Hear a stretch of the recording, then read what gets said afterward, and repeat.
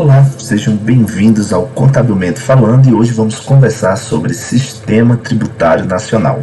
Bem, o Sistema Tributário Nacional, como o próprio nome já diz, ele é um conjunto de regras e já indo aqui para os nossos slides, é um conjunto das regras destinadas a regular a instituição, cobrança, arrecadação e partilha de tributos. Antes da gente começar a falar sobre o Sistema Tributário Nacional, é importante destacar a diferença que existe entre o termo tributos, impostos, taxas e ainda entra nessa discussão as contribuições. O tributo em si, o termo tributo, o que justamente dá sustentação ao nome Sistema Tributário Nacional, ele engloba tanto o conjunto de impostos como o conjunto de taxas e contribuições que são instituídos, cobrados, arrecadados e que são partilhados no território nacional. Então, tributos é o conjunto mais amplo de todas as contribuições, de todas as taxas ou impostos que são pagos mediante o uso ou serviço de elementos prestados pelo governo. Então, todos o serviço público, né, no seu conjunto de ações que são prestadas pelo governo em forma de elementos de prestação de serviço, em forma de elementos de ação, eles são tributados em forma de impostos em determinados serviços, em determinados setores de atividades e em determinadas instâncias governamentais, federal, estadual ou municipal, assim como outros tipos de serviços podem ser taxados e ainda existem as contribuições que são instituídas especificamente para algumas situações específicas. O STN, como chama-se a sigla do Sistema Tributário Nacional, ele inclui disposições constitucionais, as leis, os decretos, portarias e qualquer outra instituição que tenha a autonomia e a autoridade para institucionalizar o processo da criação de impostos, taxas e contribuições. Seguindo adiante, ainda no nosso Sistema Tributário Nacional, o ordenamento jurídico ele possui uma estrutura hierárquica escalonada, onde existem diferentes instâncias, cada instância se responsabilizará pela cobrança, pela instituição, cobrança e pela manutenção da movimentação, da arrecadação desse recurso pago pelo contribuinte, transferido para a conta Tesouro Nacional e redistribuído. Isso quando nós estamos falando de impostos que passam por esse caminho. Porque, como bem sabemos, existem espécies específicas, né? Existem espécie específica foi ótimo. Existem espécies de impostos que são cobrados por determinada instância governamental e lá mesmo essa instância ela tem a autonomia de utilizar-se dessa autoridade e dessa autonomia legal, né, dessa permissão legal para usar aquele dinheiro que é arrecadado lá. Por exemplo, o ISS é um recurso que é arrecadado pelos municípios e deve ser gasto pelo próprio município. É ele quem toma as decisões de onde irá melhor utilizar-se daquele recurso na organização. E aí, como exemplo, né, do Sistema Tributário Nacional, nós temos que os decretos eles devem ser produzidos e aplicados conforme leis ordinárias e complementares que devem ser produzidas, sustentadas. Né? Essas leis ordinárias e complementares elas são sustentadas pela Constituição Federal. Então, a Constituição Federal, como uma carta magna, elas devem sustentar essas leis ordinárias e complementares para disciplinar todo aquele processo de instituição de impostos, taxas e contribuições que formam o conjunto de tributos da nação. Ainda sobre o Sistema Tributário Nacional, como ramificação do Sistema Tributário Nacional, nós temos os princípios da tributação. Tá?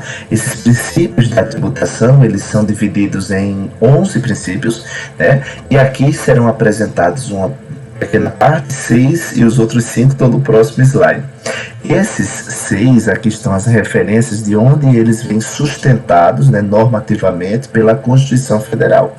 Então, o primeiro que aparece aí é a legalidade, né, não existe, inclusive, o principal princípio. Todos os princípios eles compõem no ordenamento jurídico uma ordem para que deve regular o processo de instituição, arrecadação, cobrança desses impostos, dessas taxas e dessas contribuições na nação. Então nós temos aí a legalidade, a isonomia, capacidade contributiva, né, o princípio da vedação ao confisco, da irretroatividade e da anterioridade. Partindo para o segundo bloco, que foi dividido aqui apenas para fins de caber no slide, nós temos a uniformidade geográfica, liberdade de tráfego, transparência, não cumulatividade e seletividade. Então, estes são os artigos específicos em que se encontra a sustentação normativa para que esses princípios regulem, possam regular de fato o processo de tributação aqui na nação.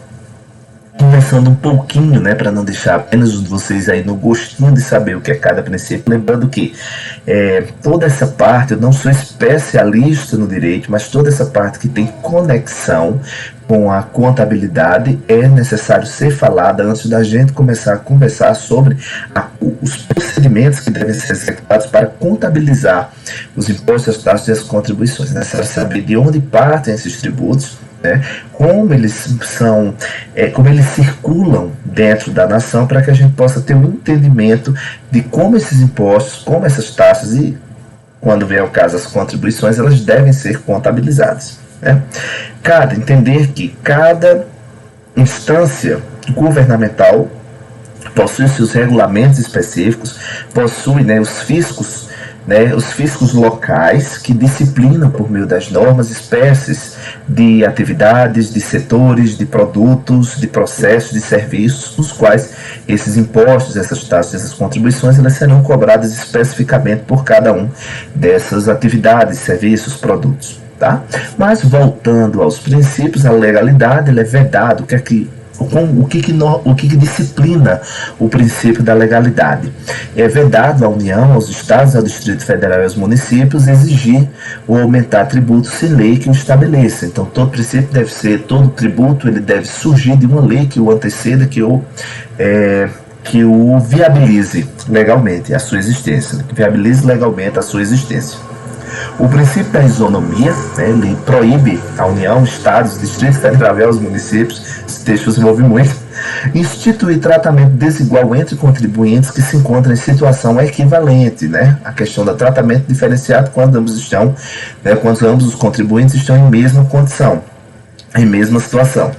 Proibido qualquer distinção em razão de ocupação profissional ou função, independente da denominação jurídica dos rendimentos, títulos ou direitos. Traduzindo um pouco o que esse princípio ele disciplina, é a questão de estabelecer diferença de tributos, estando os contribuintes apenas por questões referentes à posição que ocupa em uma determinada empresa ou função ou profissão, dentre outras características de caráter intrínseco ao indivíduo. A capacidade contributiva, ele disciplina e aponta para o seguinte, ele diz que sempre que possível os impostos terão caráter pessoal e serão graduados segundo a capacidade econômica do contribuinte. Isso explica muita coisa, principalmente referente às faixas de tributação do imposto de renda, as faixas de tributação da própria Previdência Social, que segue as diretrizes estabelecidas por essa capacidade, né, em si, e a gente vai entendendo a partir dos princípios. A importância de aprender sobre os princípios é que a gente vai entendendo como é que a natureza das tabelas, que são pelas faixas de rendimento, né, por que são percentuais diferentes, são alíquotas diferentes aplicadas a diferentes faixas de renda. Então aí daí do princípio a gente começa a entender o porquê da diferença, né, e por que disso acontecer dessa forma.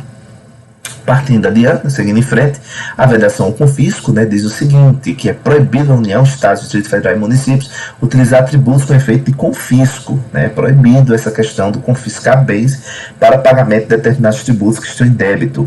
A irretroatividade é vedada à União, Estados, Distrito Federal e os municípios também cobrar tributos em relação a fatos geradores antes do início da vigência da lei que permitiu ou que institucionalizou o tributo, tá? E não só institucionalizou o tributo na perspectiva da criação, mas também de aumento.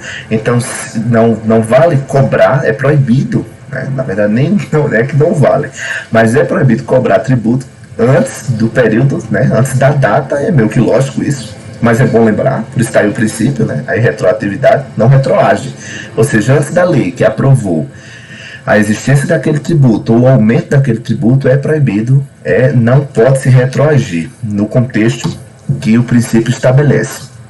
Temos o princípio da anterioridade, que também é proibido aquele mesmo grupo que a gente já leu aí, não sei quantos tópicos, cobrar tributos no mesmo exercício financeiro em que haja sido publicada a lei que os instituiu ou aumentou, né? Ou antes de decorrer de 90 dias da data que tenha sido publicado, né, no Diário Oficial aí, né, do Estado-União. Gente, então, anterioridade, o próprio nome já diz, né, não pode se cobrar tributo antes de 90 dias, né, daquele tributo ter sido aprovado em lei, né, passar a vigorar, e ainda no mesmo exercício financeiro que foi institucionalizado, né. Então, a lei, ela estabelece aí, disciplinada pelo princípio da anterioridade, ela estabelece essa distância, né, que existe entre a institucionalização do tributo, quando uma lei é aprovada, fazendo ele existir, né, ou aumentá-lo, né, aumentar a sua alíquota de cobrança e os efeitos, né, de fato, o pagamento que o contribuinte vai ter que realizar, o período em que o contribuinte vai ter que realizar aquele pagamento. Quando se fala de uniformidade geográfica, né, proibido na União instituir tributo que não seja uniforme em todo o território nacional, né, ou que implique distinção e preferência, né, em relação ao Estado, em relação ao Distrito Federal e ao município. Tem a questão de tratar municípios de maneira diferente ou o Estado de maneira diferente, tá? Isso aí, uniformidade geográfica, o próprio princípio de disciplina que não é permitido. Uniformidade geográfica, né, independente da localização. O princípio da liberdade de tráfego, né, proibir à União, aos Estados, Distrito Federal e aos municípios estabelecer limitações, né, ao tráfego de pessoas ou bens por meio de tributos interestaduais ou intermunicipais. Então, a questão de proibir, né, o direito de ir e vir do indivíduo por essas questões de tributos, né, interestaduais ou intermunicipais, gente, isso daí não é permitido. Não é permitido para o princípio da liberdade de tráfego, já disciplina isso decorrente da própria aprovação em lei, né, constitucional. O princípio da transparência, né, a lei determinará medidas para que os consumidores sejam esclarecidos acerca dos impostos que incidam sobre mercadorias e serviços, né, então todo mundo tem que ser esclarecido acerca do imposto que está se pagando, em que e por quê, né, e como. Então o princípio disciplina isso, né, transparência é bem disciplinado nas nossas leis, né. A não cumulatividade, o IPI e o ICMS serão não cumulativos, né, nós temos uma chamada nominal para dois tipos de tributos, né, dois tipos de impostos dentro do contexto de tributos, dentro do grupo de tributos, né, que o princípio da não cumulatividade ele é bem específico em relação a como esses princípios como esses impostos, eles deverão ser cobrados. Então, IPI e ICMS serão não cumulativos, compensando o que for devido em cada operação, com o montante cobrado nas anteriores, né. Então fica aí a dica, né? Serão não cumulativos, compensando se for devido em uma operação de agora, compensa com a operação anterior. Então essa é, isso, inclusive esse princípio explica o porquê das operações de ICMS e de IPI serem contabilizadas dessa maneira, né? O princípio da seletividade, né? O IPI será seletivo em função da essencialidade do produto. Não encontrei isso na biblioteca do app.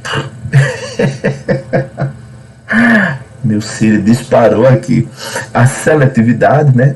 O IPI deu foi um susto.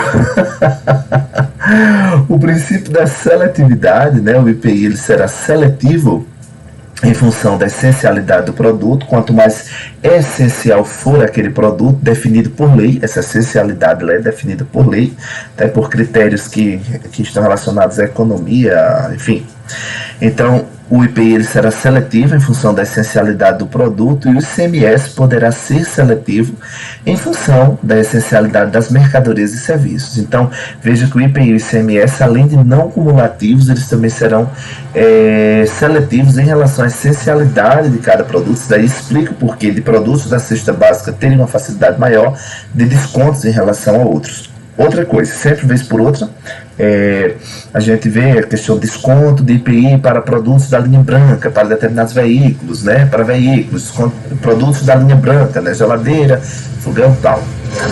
E isso daí só é possível estabelecer decorrente desse princípio da seletividade. É ele que dá a cobertura, ele que dá base legal para que se possa, né, o governo executivo, poder executivo, né, seja presidente, governadores ou prefeitos, possam agir com a concessão, no caso, como se está falando do IPI, né? Importante destacar que o IPI é de ordem federal, então o presidente ele possa estabelecer esse desconto sobre determinados produtos, esse desconto de IPI sobre determinados produtos, tá?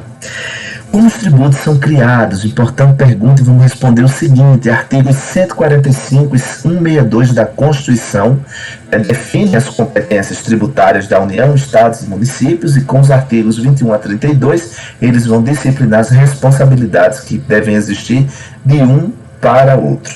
né, que é o chamado federalismo fiscal. Inclusive, há muitas pesquisas, né, há muitos especialistas aí pesquisando acerca de federalismo fiscal. Você encontra bastante trabalho acerca do tema. Os tributos, eles podem ser criados somente por força de lei, é bom lembrar, e dentro da matéria estabelecida na própria Constituição, que disciplina qualquer outro ordenamento jurídico da nação, né? Respeitando também um prazo mínimo para o início de vigência, que aí recai sobre o princípio da anterioridade, que a gente tinha acabado de falar.